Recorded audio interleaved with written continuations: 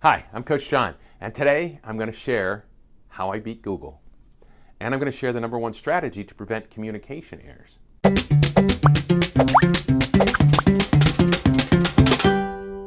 So imagine that, being faster than Google.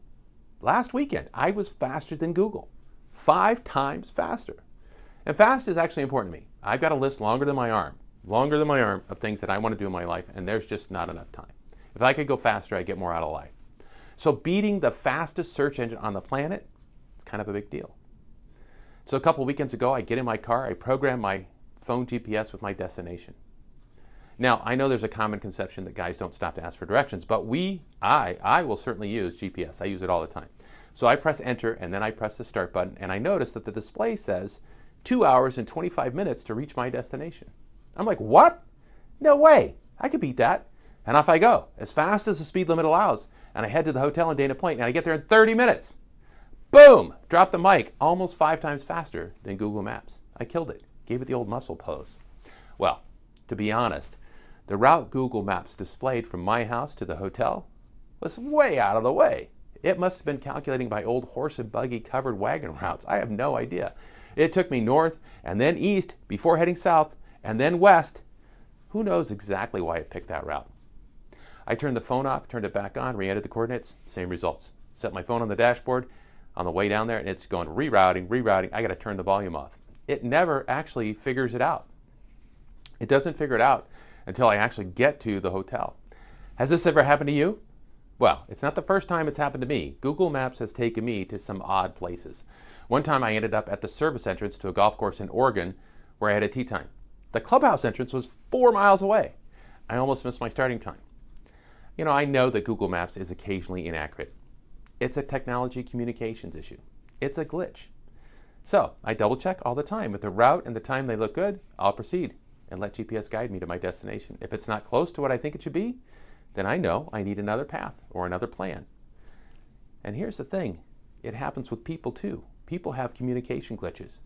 You know, we rely and need the support of many others to help us achieve our goals. Employees, advisors, service providers, no one does it alone.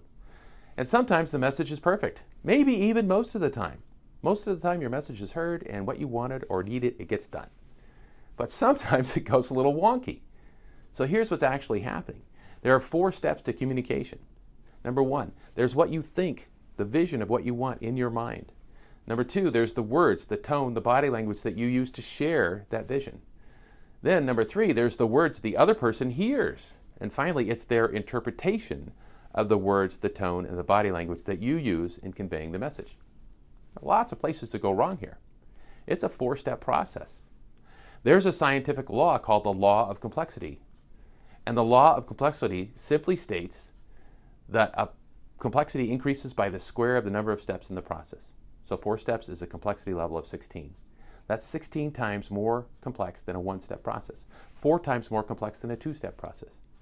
And the key to not getting hosed up with odd results is feedback. GPS gave me some feedback on the address that I entered, and I clearly knew it was inaccurate. And what I see and experience all the time in business is the leader delegating an important task and not checking for feedback. Importance means the consequences are high. And if the consequences are high, ask for feedback. If it's low value, you might not worry about it. It's not that important. If it doesn't turn out perfect, it's not that big a deal. But as importance increases, the value of the feedback loop goes up. Even on the small stuff, I see incorrect assumptions about not listening or incompetence. The reality is, it's a 2-way street. The cycle gets repeated again and again because the root cause is never addressed. I had one client tell me a story where she asked her assistant to get her a Coke. So the assistant goes to the local 7-Eleven, purchases a can of Coke. And when she returns, the owner flies off the handle because she wanted a fountain drink. A fountain soda Coke, whatever, fountain Coke. This poor assistant was new, 2 weeks on the job, no experience, no task level maturity. And task level maturity is the term that I use. You can search my YouTube channel to find a video on that. But task level maturity simply means that if you have less experience, you need more specificity. You need more specifics. Lower level, less experienced employees and service providers will need much more specificity and guidance. Higher level experienced resources, they need less. At the same time, if the leaders or the assistant had asked for more clarity, because there's more than one type of Coke, this problem probably wouldn't have occurred.